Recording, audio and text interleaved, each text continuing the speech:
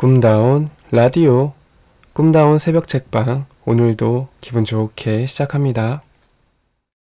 운동은 새로운 유연을 만든다. 운동은 근육을 키워주지만 뇌도 강화한다. 운동을 하면 BDNF 같은 신경 성장 인자가 증가하는데 이는 뇌의 스테로이드 같은 것이다. BDNF는 뇌를 튼튼하게 만들어 우울증뿐 아니라 다른 여러 문제에 대항할 힘을 길러준다.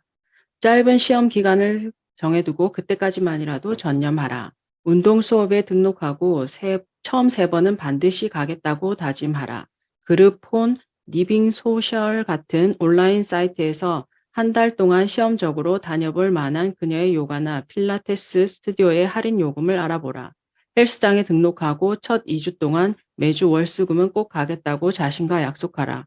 너무 피곤해서 도저히 못할 것 같다고 느껴지더라도 헬스장까지 가서 차를 세워두고 걸어 들어가 운동복으로 갈아입고 2kg짜리 웨이트를 들어라. 진짜 너무 피곤해서 다른 건 도저히 더 할 수 없다면 그것만으로도 괜찮다. 어쨌든 자신에게 약속한 바를 지켰으니 이제 집으로 돌아가 인터넷이나 들여다보며 빈둥거리자. 운동이 새로운 뉴런의 성장을 촉진한다는 사실을 수많은 연구가 증명해 왔다. 텍사스의 과학자 2명은 쥐를 대상으로 운동의 효과를 관찰했다. 그들은 쥐를 자발적 달리기 그룹, 강제 달리기 그룹, 대조군으로 나눴다. 자발적 달리기 그룹은 자기가 원하는 속도대로 달릴 수 있었지만 강제 달리기 그룹은 정해진 속도대로 달려야 했다. 대조군은 전혀 달리지 못하게 했다. 그러자 이 두 운동 그룹에 속한 쥐들의 해마에서 새로운 뉴런이 아주 많이 만들어졌다.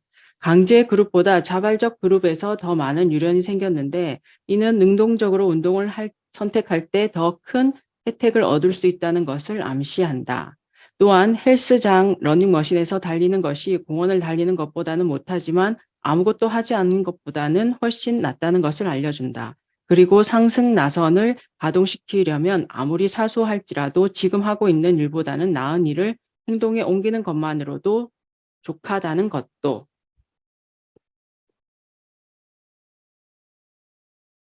풍경을 즐겨라.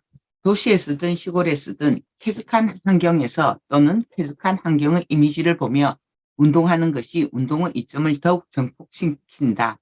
실제로 운동 여부와 관계없이 자연에 나가 있거나 심지어 나무, 호수가 있는 장면을 보는 것만으로도 기분에 큰 영향을 미치고 우울증 증상을 완화할 수 있다. 그러니 공원에 가서 달리기를 하거나 가능하면 창에서 가까운 러닝머신을 고르자. 중요한 것은 뉴런 성장의 혜택이 쥐뿐만 아니라 사람에게도 분명히 나타난다는 점이다.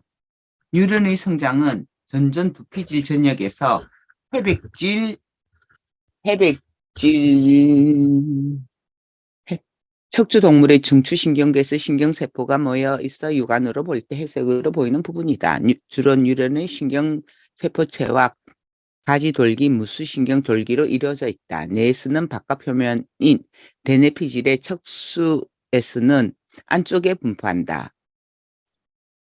를 증가시킨다. 운동을 해서 BDNF가 증가한다는 사실은 그 자체로 멋지지만 항우울제가 BDNF를 특히 전두엽에서 증가시킨다는 사실을 알면 더 멋진다는 생각이 들 것이다. 즉 운동은 뇌의 항우울제와 비슷한 작용을 한다. 내가 소파에서 분연히 털치고 일어나 걷기 시작했을 때 내 뇌는 BDNF를 생산하며 더 강해지고 있었다. 그때 나는 의식하지도 못한 채 일련의 작용들을 촉발한 것이다. 하지만 BDNF는 비료 같은 것임을 기억해야 한다. 막 심은 씨앗에 비료를 뿌리고 내 하초는 어디 있지라고 물을 수는 없다. 시간이 걸리는 일이다. 운동은 성장에 유리한 환경을 만드는 데 도움을 주지만 효과를 보려면 시간을 들여 지속해야 한다. 운동은 세로토닌 수치를 끌어올린다. 운동과 항우울제의 연관관계는 뉴런을 강화하는 BDNF에서 끝나지 않는다. 우리의 항우울제는 동기부여와 의지력을 증가시키는 세로토닌계를 타깃으로 해 세로토닌 수치를 끌어올린다. 그런데 운동이 세로토닌 활동을 촉진하는 것으로 밝혀졌다. 자신에게 중요한 것을 생각하라.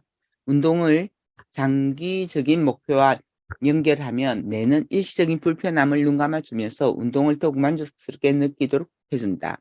나는 몸 상태가 좋아지면 운동하는데 더 즐거워질 거라고 계속 상기한다. 자녀를 위해 운동하는 사람이 있을 것이고 열심히 일하는 것에 가치를 두기 때문에 운동하는 사람도 있을 것이다. 자기 자신에게 가장 중요한 게 뭔지는 본인이 제일 잘 안다. 몸을 움직이면 세로토닌 뉴런의 발화 빈도가 높아지고 그러면 세로토닌 분비가 촉진된다. 그래서 세로토닌 분비량이 증가하면 수요에 맞추기 위해 더 많은 세로토닌이 생성된다. 특히할 점은 정식으로 운동할 때뿐만 아니라 어떤 식으로든 움직이기만 해도 세로토닌이 증가한다는 것이다. 청소기를 돌리든 정원을 돌보든 어느 정도 떨어진 주차장까지 걸어가든 이 모두가 내에 도움을 줄 수 있다는 말이다. 중요한 사실은 세로토닌과 BDNF가 힘을 합하면 상승나선을 작동시키는 능력이 더욱 뛰어나진다는 것이다. 세로토닌은 BDNF가 생성되도록 자극하고 BDNF는 세로토닌 뉴런을 강화하기 때문이다. 운동이 작은 눈 뭉치 하나를 굴리면 뇌에서 역동적으로 일어나는 상호작용이 그것을 계속 굴려 거대한 눈덩이로 만드는 것이다. 운동으로 노르에피네프린이 충전된다. 우울증에 걸리면 대개 집중하거나 깊이 사고하기가 어려워지는데 이는 주로 노르에피네프린계가 힘없이 쳐져서 생기는 증상이다. 그 때문에 노르에피네프린은 항우울제가 세로토닌 다음으로 가장 많이 타깃으로 삼는 신경 전달 물질이다. 반갑게도 운동 역시 노르에피네프린을 증가시킨다. 독일의 한 연구팀은 피험자들을 그냥 쉬거나 천천히 조깅하거나 빠른 속도로 전력 질주하게 했다. 모든 운동이 노르에피네프린을 증가시켰지만 특히 강도 높은 운동이 더욱 효과가 좋았다. 기력을 끌어올려 강도 높은 운동을 실천할 수만 있다면 내가 그 노력에 충분한 보상을 해줄 것이다. 운동은 도파민을 선물한다. 도파민은 내가 만들어내는 메스암페타민, 중추신경계를 흥분시키는 각성제, 소량 복용 시 집중력과 신체활력이 높아지고 다량을 복용하면 극단적인 행복감을 느끼고 성욕이 증가한다. 중독성이 매우 높고 도파민 수용체의 정상적인 작용을 방해하기 때문에 중독 시 심한 금단 현상을 겪을 수 있다. 1941년에 일본에서 히로뽕이라는 이름의 피로회복제로 판매하기 시작했으나 실제로 피로를 푸는 게 아니라 피로를 잊게 하는 각성제였다. 1951년에 제조 판매 사용이 모두 불법화되었다. 이라고 할 수 있다. 뇌의 도파민 회로는 쾌락, 의사결정, 집중을 통제한다. 도파민은 중독과 가장 관련이 깊은 신경 전달 물질이다. 크리스탈 메스나 코카인처럼 사람을 흥분시키는 중독성 마약은 모두 기본적으로 도파민의 활동을 한껏 자극한다. 실제로 마약뿐 아니라 위험한 일에 도전하는 것, 격한 감정에 휩쓸리는 것 등 우리를 흥분시키는 모든 중독은 내가 선천적으로 지닌 즐길 수 있는 능력을 끌어다 쓰는 것이다. 우울증에 흔히 수반되는 전혀 즐거워할 수 없는 상태는 도파민 기능 이상으로 설명할 수 있다. 이쯤 되면 짐작할 수 있겠지만 다행히 운동은 도파민계에도 긍정적인 영향을 미친다. 보상은 운동을 먼저 한 다음에 인정하자. 어차피 텔레비전은 볼 것이다. 아이스크림도 먹을 것이다. 페이스북에 들어가 시간도 흘려보낼 것이다. 그래도 괜찮다. 하지만 다음번에는 뭔가에 대한 보상으로 그 일을 하자. 그 전에 먼저 운동을 하라. 계단을 2번 올라갔다 내려갔다 하라. 윗몸 일으키기를 10회 하라. 동네를 한 바퀴 달려라. 보상 행동은 어차피 할 것이었으니 움직이지 않고 하는 그 활동들 사이에 작은 활동을 끼워 넣는 것이다. 좋아하는 드라마를 보거나 아이스크림을 먹는 것이 무언가에 대한 보상이라고 생각하면 훨씬 더 재미있고 맛있어진다. 영국의 한 연구팀은 운동을 하기 전과 후에 담배를 피우고 싶다는 흡연자의 욕구가 어떻게 변화하는지 조사했다. 피험자들에게 15시간 동안 담배를 피우지 못하게 한 후 운동그룹과 대조군으로 나누었다. 운동그룹은 고정 자전거에 앉아 약한 강도와 중간 강도로 10분 동안 페달을 밟았고 대조군은 가만히 앉아 있었다. 이어서 fMRI 스캔을 실시했는데 대조군의 뇌는 담배를 보자 예측한 그대로의 반응을 보였다. 곧 복축 전동 두피질의 일부이자 동기부에 관여하는 아나전두피질에서 활동이 증가한 것이었다. 배측 선조 측에서도 의미심장한 활동이 보였다. 둘 다 도파민 활동에 영향을 받은 내 영역이다. 다시 말해 그들의 뇌는 담배를 정말로 원했고 담배를 피우기 위한 습관을 작동시키고 있었던 것이다. 운동 계획을 세우고 지켜라. 할 일 목록이나 달력에 운동 계획을 추가하고 그것을 지킨 다음 체크하라.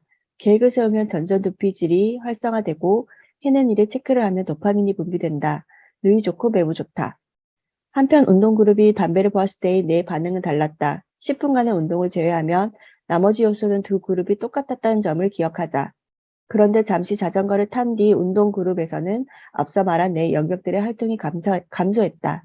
그들의 뇌는 대조군보다 담배를 덜 원했다. 겨우 10분 한 운동이 그들의 도파민 회로를 의미심장하게 바꾸고 의지력을 키웠다. 물론 고정 자전거에 앉아 잡지를 보며 몇 킬로미터 페달을 밟는다고 모든 문제가 해결되는 건 아니다. 하지만 뇌는 가만히 앉아 있는 것보다 엄청나게 유익한 일이며 상승 나선을 작동시키기에 아주 좋은 출발점이다. 뇌에서 만들어내는 아편, 러너스 하이, 30분 이상 달렸을 때 드는 도취감. 러너스 하이가 주는 자연적인 신경화학 물질일까, 거리의 불법적인 마약일까, 때로는 구분하기 어려울 때가 있다. 운동을 하면 뇌가 엔도르핀을 분비하는데 엔도르핀은 통증을 줄이고 불안을 달래주는 신경 신호를 보냄으로써 뉴런의 아편처럼 작용하는 신경 전달 물질이다. 독일의 한 연구팀은 양전 자방출 단층 촬영을 활용해 운동 후 엔도르핀 활동 변화를 관찰했다. 그들은 운동이 뇌의 엔도르핀을 증가시키며 이 변화가 기분이 좋아지는 것과 상관관계가 있음을 알아냈다. 그리고 아나전두피질, 배외측 전전두피질, 섬역 전방 대상피질을 포함한 몇 군데 핵심 영역에서도 중요한 상관관계를 발견했다. 일부에서는 전두 변형계의 대표 선수인 이 영역들이 우울증을 일으키는 데 중요한 역할을 한다고 말했던 것을 기억할 것이다. 아나전두피질은 동기부여와 의사결정에 영향을 미치고 배외측 전전두피질은 계획 세우기와 사고를 돕는다. 섬역은 통증 인식을, 전방대상피질을 집중을 조절한다. 놀라운 점은 이 모든 영역에서 신호를 보내는 엔도르핀을 운동으로 증가시킬 수 있다는 것이다. 엔도르핀은 격렬한 운동을 할 때 가장 많이 분비된다. 힘든 운동을 하도록 자신을 독려할 수만 있다면 훨씬 많은 엔도르핀을 얻게 된다. 러너스 하이까지는 느끼지 못하더라도 가벼운 신바람 정도는 느낄 수 있는데 그 정도로도 충분히 좋다. 뇌가 기분 전환 약물 중에 아편류의 효과만 흉내낼 수 있는 것은 아니다. 운동은 엔도카나비노이드계의 활동을 증가시킨다. 엔도카나비노드라는 건 처음 들어볼 것이다. 이는 뇌에서 자연적으로 생기는 화학물질로 대마초에서 이름을 따왔다. 대마초의 유효 성분인 테트라 하이드로카나비놀 역시 바로 이 엔도카나비노이드계를 활성화시켜 통증 감도를 낮추고 안정감을 높인다. 이것이 바로 운동을 하면 통증이 줄고 긍정적인 감정이 증가하는, 그래서 때로는 군것질을 하고 싶어지는 이유 중 하나다. 운동이 스트레스에 미치는 영향. 스트레스와 우울증은 주고받는 관계다. 우울증은 심한 스트레스를 주고 스트레스는 우리를 우울증으로 몰고 간다. 그렇다. 또 하나의 가혹한 하강 나선이다. 다행히 운동이 여기에도 도움이 된다. 간단한 운동으로 시작하라. 간단하고 쉬운 활동이면 자신을 독려하기가 훨씬 쉽다. 처음에는 아침에 이메일을 체크한 다음 팔굽혀펴기를 1회 하는 것부터 시작해보라. 기분이 나아져서 운동을 더 하고 싶어지면 그때 더 해보자. 팔굽혀펴기를 단 한 번만 했다고 해도 아무것도 안 한 것보다는 낫다. 일본과 태국 연구자들도 이루어진 한 공동 연구팀은 우울증에 걸린 10대 소녀들을 대상으로 운동이 스트레스에 미치는 영향을 관찰했다. 그들은 소녀들을 두 그룹으로 나누어 8주 동안 운동 수업에 다니거나 그냥 평소대로 활동하게 했다. 그 결과 운동이 스트레스 호르몬과 우울증을 급격히 떨어뜨렸고 신체 건강과 사회적 관계를 개선했다. 이는 전형적인 상승 나선의 예다. 생활에서 일어난 한 가지 변화가 여러 가지, 심지어 서로 무관해 보이는 효과를 낳을 수 있다. 운동할 때 전전두피질 혈류량이 증가한다.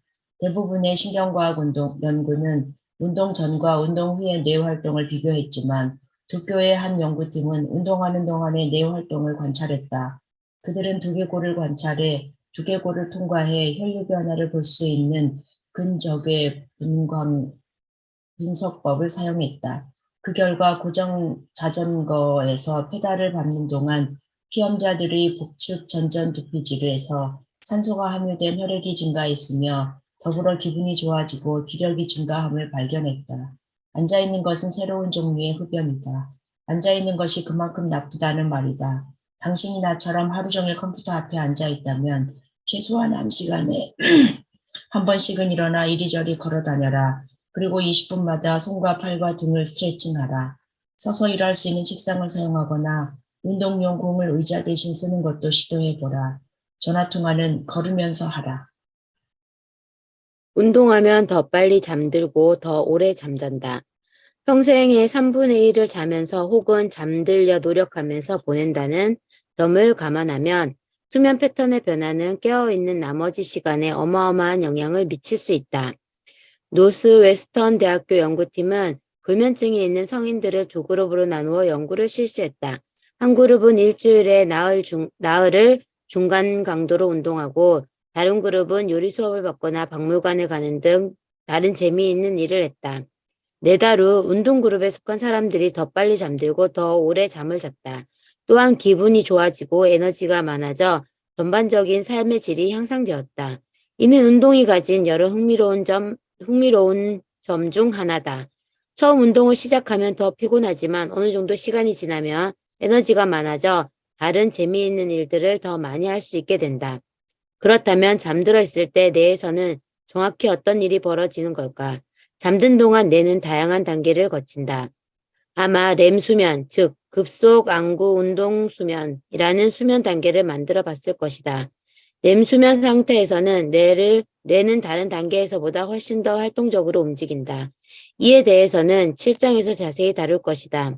일단 기본적으로 우울증에 걸리면 렘 수면의 양이 늘기 때문에 그만큼 편안한 수면을 취할 수 없게 된다. 항우울제는 렘 수면을 줄이는데 운동 역시 그렇다. 그러니까 운동을 하고 더 깊이 자고 그래서 더 많은 행복과 기력을 느끼고 그래서 더 운동이 하고 싶어지고 씻고 이 과정이 다시 반복되고 시작은 그저 산책이었다. 나는 거실 소파에 앉아 일하거나 교통체증으로 꽉 막힌 차 안에서 꼼짝없이 앉아서 여기저기가 아프고 나이 들어가는 것을 실감하며 엉망인 컨디션으로 지냈다. 그 무렵 내 룸메이트가 LA 마라톤에 출전하겠다며 훈련을 시작했다. 친구는 함께 하자며 나를 열심히 설득했다. 나는 마라톤에 나갈 일은 절대 없을 거라고 생각했지만 그 친구가 보내준 에너지와 열의는 내가 얼마나 깊은 하강나선에 빠져 있었는지를 깨닫는 데 큰 도움이 되었다. 그래서 나는 작은 것들을 바꿔 나가기 시작했다. 아침을 먹고는 잠시 산책을 했다. 계획을 세웠던 건 아니고 그냥 문을 열고 나가 어슬렁어슬렁 주변 몇 블록을 걸어 다니며 햇볕을 쬐었다. 굳이 출근할 필요는 없었지만 다시 사무실로 출근하기 시작했다. 출근을 하니 차가 있는 곳까지 다시 주차장에서 건물까지 걸어가야 했고 계단도 조금 올라가야 했다. 그러자 고립감이 줄어들었고 육상 트랙과 요가 스튜디오와도 가까워져 실제로 운동하는 비율이 높아졌다. 마지막으로 좀 더 결연하게 스포츠를 하기로 작정했는데 이는 내 몸과 사교 생활에만 도움을 준 것이 아니라 재미도 안겨주었다. 이렇게 운동을 해 나가며 매번 전보다 조금씩 더 움직였고 모든 게 점점 쉬워졌다. 내 뇌는 유익한 신경화학 물질을 마구 뿜어댔다. 세로토닌과 도파민, 노르에피네프린이 함께 변화를 이루어내기 시작했다. BDNF도 묵묵히 제 할 일을 했다. 그 결과 식욕이 왕성해졌을 뿐이 아니라 음식이 더 맛있게 느껴졌고 더욱 건강한 음식이 먹고 싶어졌다. 예전에 하던 이런저런 걱정이 줄어들었고 잠을 더 잘 잤다. 왠지 자유로운 시간이 많아진 것 같았고 심지어 젊어진 느낌까지 들었다. 그러자 운동이 점점 더 좋아졌고 서서히 마라톤에 대한 관심도 생겨났다. 이것이 상승 나선의 중요한 부분이다. 일단 시작만 해 놓으면 상승 과정이 저절로 돌아가며 유지된다.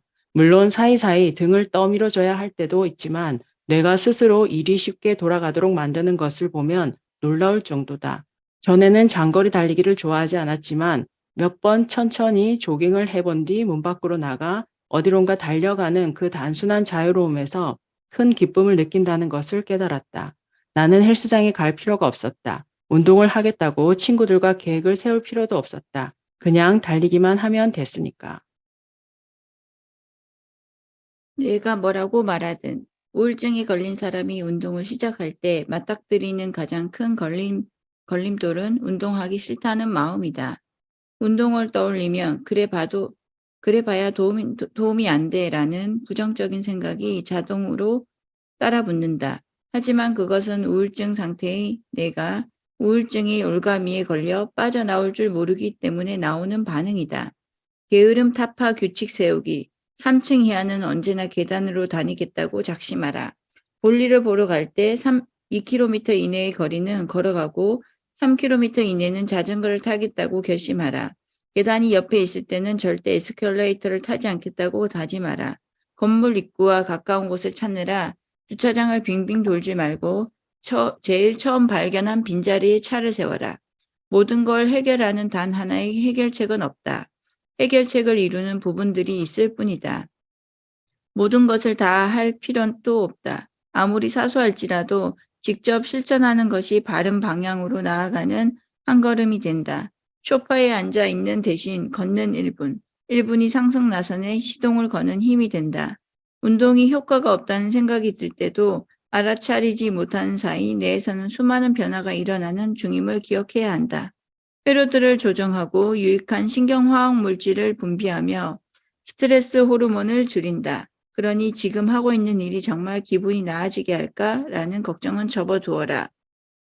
이제 기분이 좀 나아진 건가? 라고 묻는 것도 그만두어라. 그냥 자신의 삶을 살아간다는 과제에만 몰두하라. 이미 시도해봤는데 소용없었어 라고 생각할지 모른다. 그러나 뇌 같은 복잡계에서는 동일한 행동이 시기에 따라 다른 반응을 유발할 수 있다. 교통 상황 변화가 비슷하다.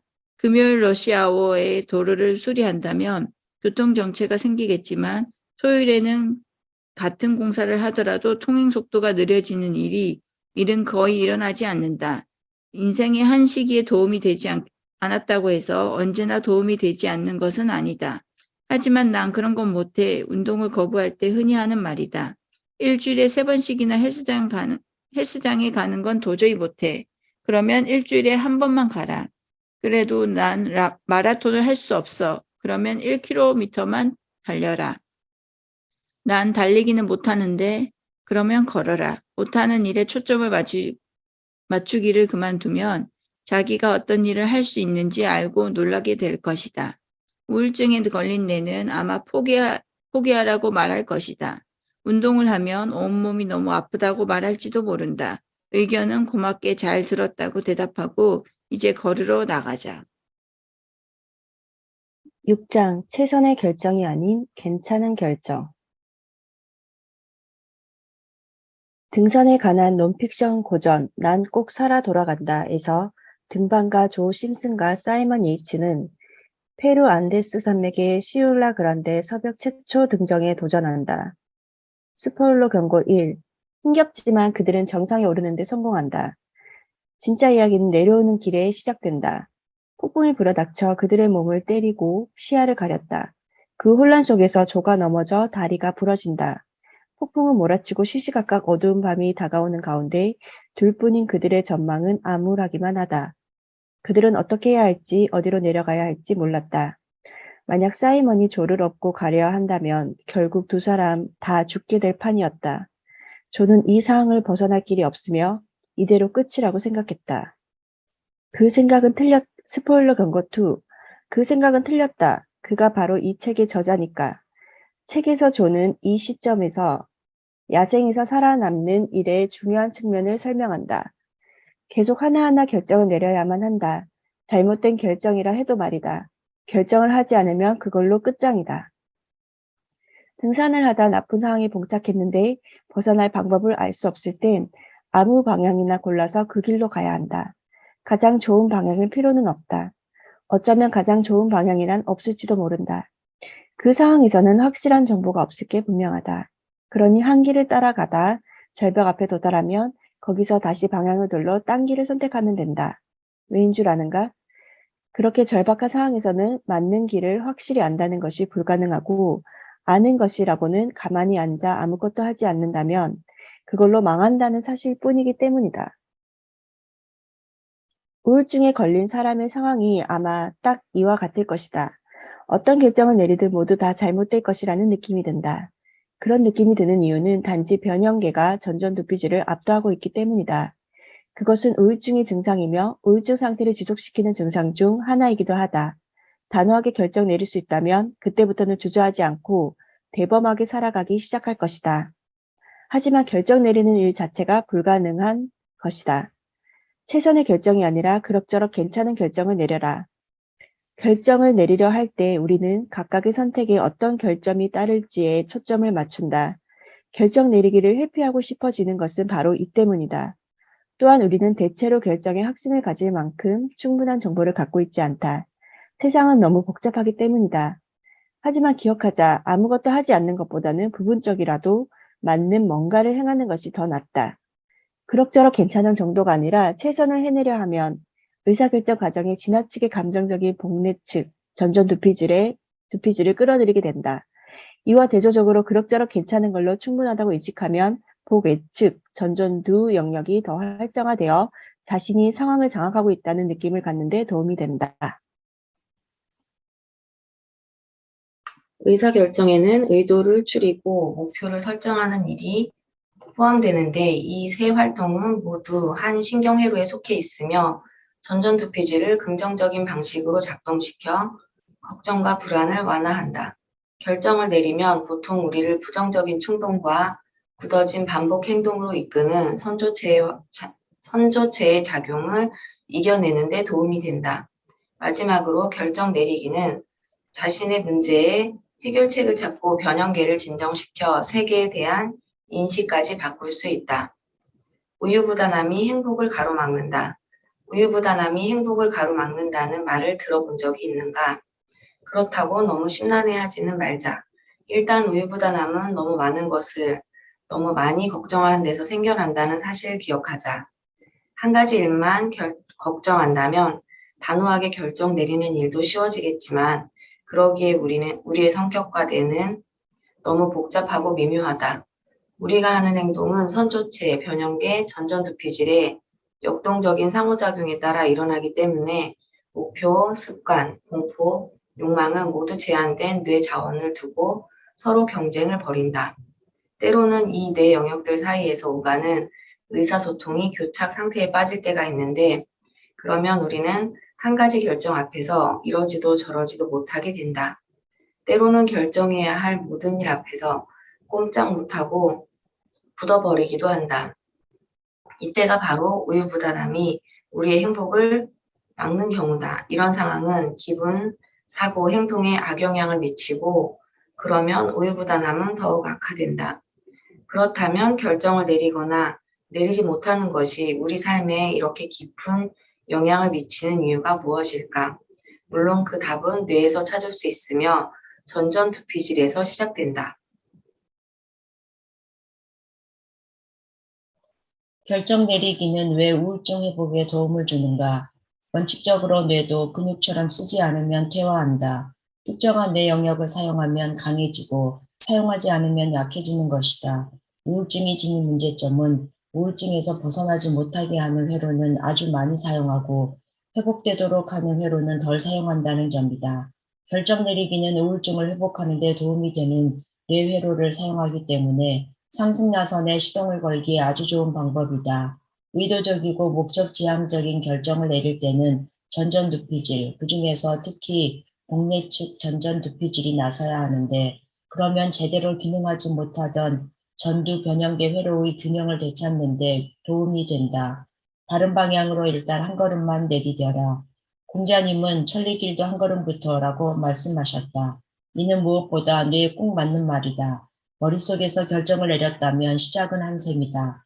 그러나 의사결정 과정은 실제로 한 걸음을 내딛기 전까지는 완전히 마무리되지 않는다. 거꾸로 생각해보면 슈퍼마켓에 가거나 보고서를 마무리하는 일이 천리길처럼 까마득하게 느껴지더라도 사실 해야 할 일은 정해진 목표를 향해 작은 한 걸음을 내딛는 것뿐이다. 슈퍼마켓에서 사고 싶은 물건을 하나 적거나 아니면 일단 자동차 키를 찾는 일부터 시작하라. 행동하지 않는 결심은 생각에 지나지 않는다.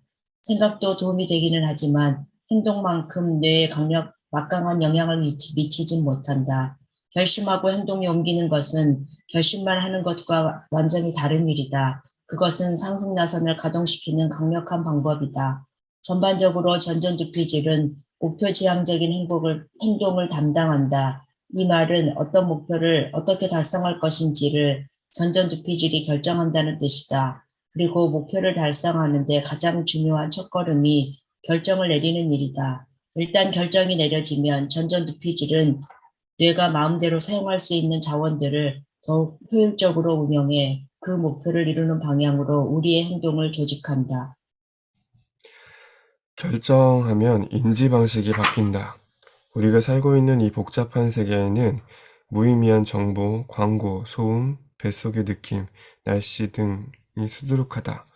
그래서 결정을 내릴 때는 전전두피질이 무의미하고 산만하게 만드는 정보들을 무시하고 목표를 완수하는 데만 초점을 맞추도록 도와준다. 사람은 뇌의 10%만 사용한다는 말을 누구나 들어봤을 것이다. 얼토당토하는 거짓말이다. 누구나 자신의 뇌를 전부 다 사용한다. 비록 뇌가 너무 많은 양의 무의미한 정보를 처리하고 있을 땐 진짜 중요한 일을 처리할 힘을 빼앗기기는 하지만 말이다. 다행스럽게도 결정 내리기는 뇌의 인지를 재구성하고 가장 중요한 일로 주의를 돌리게 해준다. 구글이 검색한 결과를 중요도에 따라 배열하는 것과 마찬가지다. 중요한 결과가 25페이지에 숨어 있다면 도저히 찾지 못할 테니까. 어떤 목표를 정하고 결심하면 전전두피질은 뇌의 나머지 부분들이 세계를 인지하는 방식을 바꾼다. 너무 심오한가?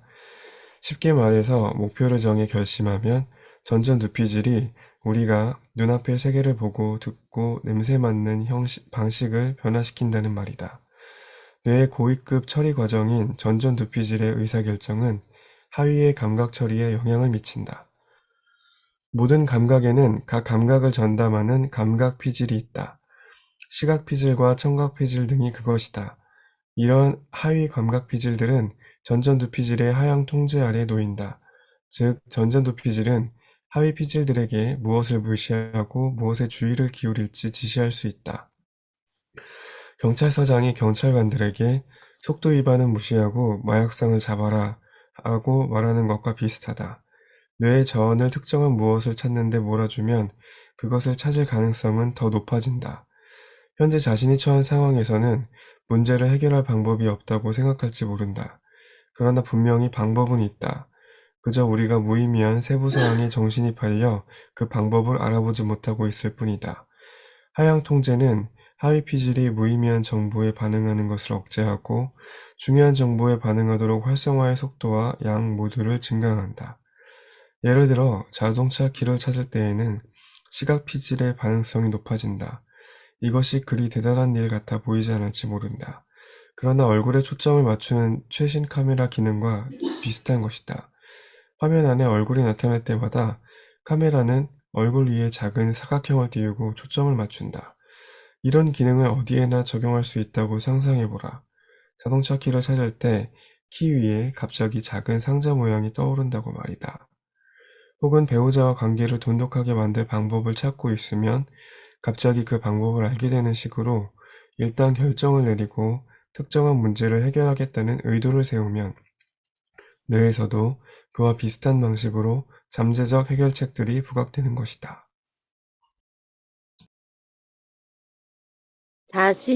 자신에게 무엇이 중요한지 파악하라. 생활에서 무의미한 세부 정보들을 줄이려면 자신에게 정말로 필요한 것에 초점을 맞춰야 한다. 자신의 가치관에 초점을 맞추면 뇌의 스트레스 반응이 줄어든다는 것을 여러 연구가 밝혀낸 바 있다. 삶에서 가장 행복했던 때를 떠올려 보라. 그때 당신은 무엇을 하고 있었고 당신을 행복하게 만든 요인은 무엇이었나? 어떤 활동을 할 때 가장 큰 성취감을 느끼는가? 당신이 가장 자랑스러워하는 성취는 어떤 것인가? 친구나 동료가 당신을 설명할 때 어떤 좋은 자질을 언급해 주길 바라는가? 하향 통제를 절묘하게 보여준 영리한 연구가 있다. 연구자들은 참가자들에게 시간 간격을 두고 컵을 가리키거나 쥐거나 아무것도 하지 않도록 지시했다. 물론 이것은 아주 단순한 목표지만 우리도 단순한 목표에서 시작해야 한다는 점을 명심하자. 참가자들에게 그들이 해야 할 행동을 설명해 준 뒤 그들이 아직 그 행동을 취하기 전에 연구자들은 동그라미 여러 개가 그려진 이미지를 제시하고 나머지 동그라미와 다른 동그라미 하나를 찾아내게 했다. 하지만 더 밝은 색 하나가 더 작은 동그라미였다. 놀랍게도 컵을 가리키거나 쥐려는 의도가 참가자들이 동그라미를 인지하는 방식을 바꾸었다. 그들이 컵을 가리킬 준비를 하고 있을 때 밝은색 동그라미를 더 쉽게 찾았고 컵을 쥘 준비를 하고 있을 때 작은 동그라미를 더 쉽게 찾았다. 어떤 행동을 의도하느냐에 따라 반응 시간도 시각 피질 자체의 전기 활동에도 차이가 생겼다. 마지막으로 아무것도 하지 말라는 지시를 받았을 때 곧 팔을 뻗거나 붙잡을 의도가 없었을 때 참가자들의 시각 피질은 두 종류의 동그라미에 똑같이 반응했다. 이 연구가 이상하게 보일 수도 있을 것이다. 하지만 어쨌든 이 연구는 결정 내리기가 대상에 대한 뇌의 인지 처리를 변화시킨다는 것을 증명한다. 물론 내가 세계를 인지하는 방식이 변했다고 문제가 다 해결되지는 않는다. 어둠 속에서 자동차 키를 찾는다고 상상해보자. 불을 켠다고 마술처럼 자동차 키가 눈앞에 나타나지는 않는다. 어쩌면 어제 입었던 바지 주머니 속에 있을 수도 있고 소파 쿠션 밑에 숨어 있을지도 모른다. 하지만 불을 켜면 키를 찾을 가능성이 커지는 것은 너무나 분명하다. 아주 작은 결정이라도 결정을 내리는 것은 삶을 개선하는 방법에 환한 조명을 비춰주는 일이다. 감사합니다. 여기까지 할게요. 네, 아유, 마지막에 열심히 달리셨네요. 부지런히 달렸습니다. 시간이 없어서.